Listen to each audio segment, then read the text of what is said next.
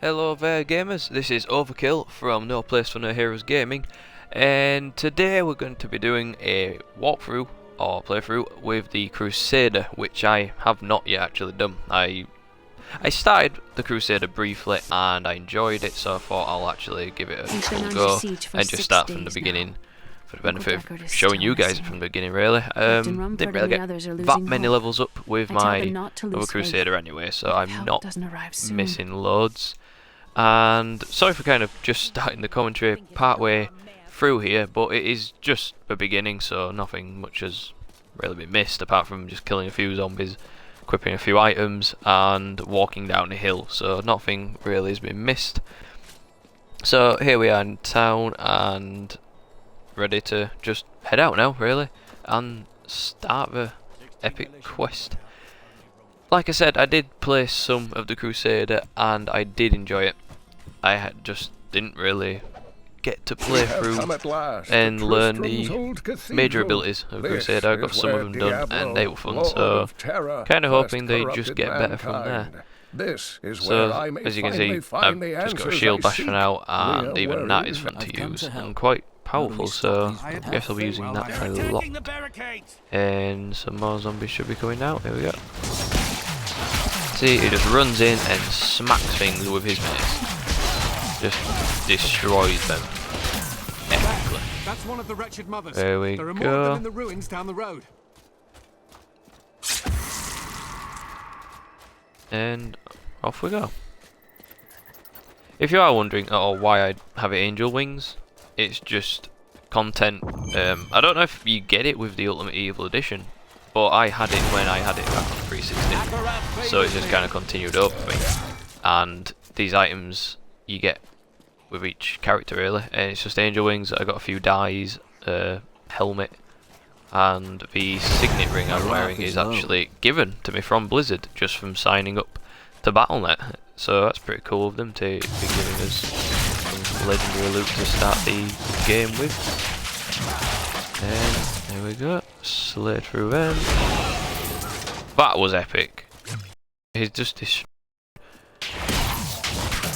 one of the something wretched mothers, I think they're called, yeah, and just wiped her out with one hit. And this is on hard mode as well, so it is doing quite well. I mean, he's just going straight through everything.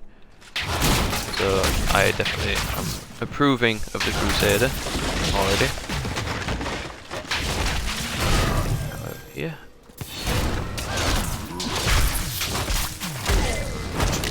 Guy's taking a little more to kill, but no worries.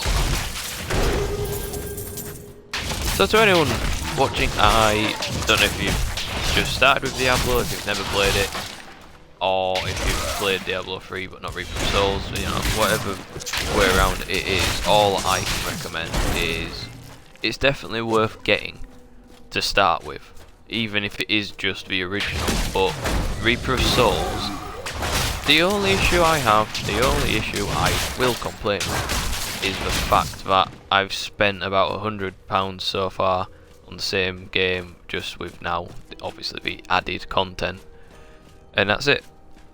And even then it's still worth it because I get now the full Diablo 3 game, get it in better graphics, and I prefer the platform, I guess. I have no problem with 360 whatsoever. I've just kind of got used to the Xbox One now, and now I get all the content from Reaper of Souls in one nice bundle. So it is nice.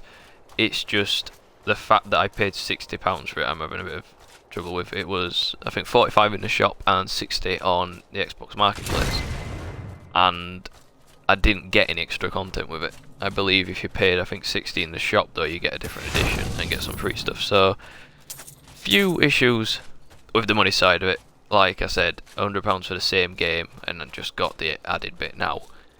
It's not quite what I would imagine paying normally, but you know, if I done that, and I'm not quite careful with money, it's definitely a worthwhile game. It's pretty damn addictive, I'll tell you now.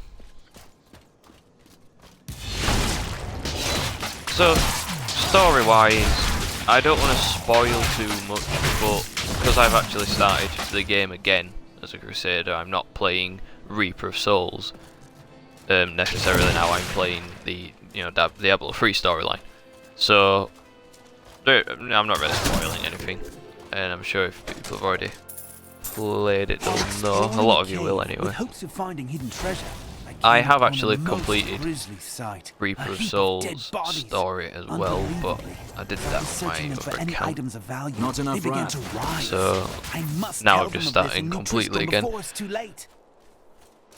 But yeah, without spoiling much really, I'm not going to go through story necessarily. Review-wise though, I am going to kind of review it on the go, just because you can't pack a full review of Diablo necessarily into just a short, 5-minute video. There's so much content, so all I'm going to do is kind of show you as we go through it really, and kind of review it at the same time, tell you what's what, because there's no way I'm fitting it into a 5-minute video. I could fit some of the content, if that. That should slow the attacks.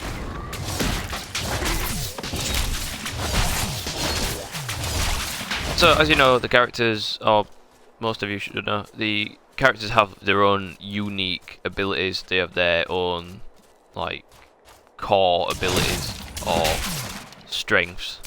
So, they have a mixture of different things to take into account. So, obviously, wizards rely on intelligence, whereas barbarians and crusader will rely on strength.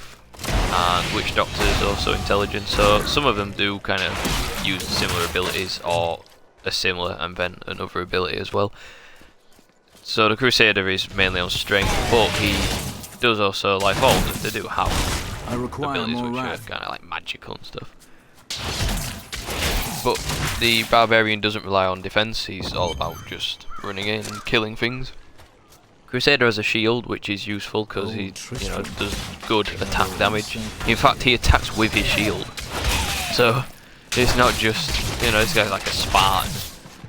It's not just there for, blocking things. He uses it literally to kill things with. So, like Ben, I just bashed a boss to death. So he definitely does well. I'm quite happy with the attacks so far. I will go through them later to try them out. But for now, I'm just going to keep these on because I'm quite comfortable with them. I'm not going to lie.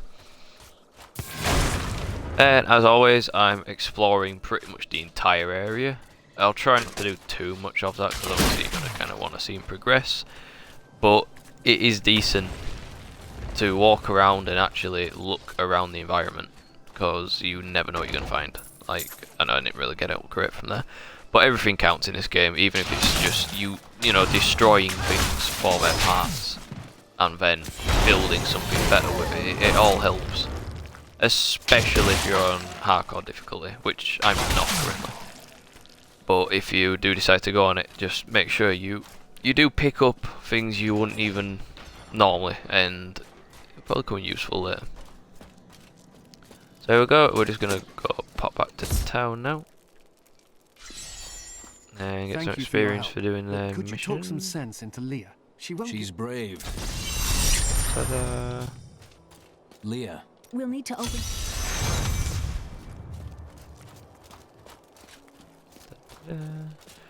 So here's Maximus so far. I don't think. What level am I? Oh, level 5. I probably can craft something for myself if I have the right parts. So now I'm gonna have to take down some things. Wow. Okay, I'm level 5 and that's appeared already. That's I think we'll have you. Yes, we'll definitely take you. Weapons. I have a sword and I've got pants. It's not doing too bad so far. I won't change them just yet. One cool thing is things can carry over as long as you're not on hardcore difficulty. So if I upgrade my blacksmith on my other profile, the blacksmith will be at the same level on this one. You don't have to keep training them up. So that is a cool feature. I don't have enough stuff to build anything. No, I need some parts. No, I can break apart other items, I'm sure. Oh, they're the starting parts, that's why. Okay, so let's just continue this. So yeah, things do continue over, which is very useful. Very useful indeed, since sometimes you do just kind of want to crack on once you've played through it again, you're just with a different character. So not much has changed other than your actual character. And also, oh, not on this one you won't see any, because on this account I have finished Diablo 3 but not Reaper of Souls yet. I did it on a different account, that's why. And once you get to level 70 now, the level cap's gone up. Once you get to level 70, you then start earning Paragon points, which put up your stats permanently by like a tiny amount per one. Look, so hidden cellar. It is worth doing, because after a while you will notice a difference. I just don't have anyone else, and if you unlock Paragon points with one character, what happens is you then keep them Paragon points to put up on all your characters, and it's not shared, it's they all, you know, example, you get to Paragon level 40. What will happen then is 40 Paragon points are added to all of your non-hardcore difficulty characters to put up on whatever stats they want. So it is useful, it's pretty cool. Here's the And key. And my mother's journal. I'm not going to spoil up by saying why I don't like the woman who owns this hub. Don't like this hub. We're going to trash the joint. Stay here and learn what you can. Thank you. Because she's a Adrian bitch. came to me last night. I suspected what was lurking within his troubled Adrian. heart. I consoled him as best I could. Hey, Adrian. Regardless, wherever he's headed, hell will surely follow in his way. Adrian! Shadows close in on Tristram once again. My But wrath like is low. Adrian, You don't I'll actually be get to gone fight her in before they Reaper of fall. Souls though.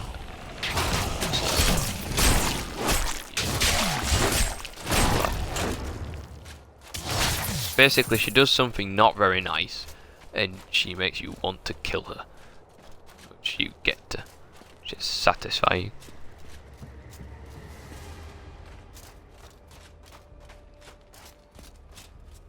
The fight is over for this one. Oh, but not these guys. Another cool thing about Diablo is certain parts of the level only on different playthroughs or times you walk past, so it randomizes basically the levels. Like here normally you can access sometimes down, you know, you kind of appears, it glows a bit and you can go down there, but this time not. And then the next time I come through here it might let me do it, so it changes every time, and the game definitely has replayability value, like extreme amounts of it, which is awesome. And in fact the actual dungeons themselves are randomized, so that's definitely fun, because instead of walking to the same dungeon every time you play through the game and know exactly where to go, which can be helpful definitely, but after a while you're gonna just think, you know, you'll like have a map of it in your head and it'll become easier and easier and probably not much of a challenge. But on this game it randomizes the complete dungeon, so you have no idea where to I go require more wrath. for the quest. You have to just walk around and hope for the best. Sometimes it's not in the last place you look, because obviously you find and keep looking anyway, but it's in the very last part of the dungeon, so you had to go through the entire place exploring before you get there. So it, you know, you can't just rush through quests. Essentially, it keeps you playing longer, and some of the areas are a decent size. Not all, really a decent size. I just think they've expanded a little bit with Reaper of Souls, you know, like the town and stuff. You walk around and it feels like you're walking around a full city sometimes, because you really don't know where to go.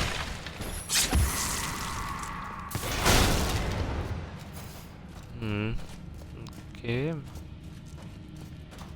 So this bit's changed just from the last time I played, which wasn't that long ago. So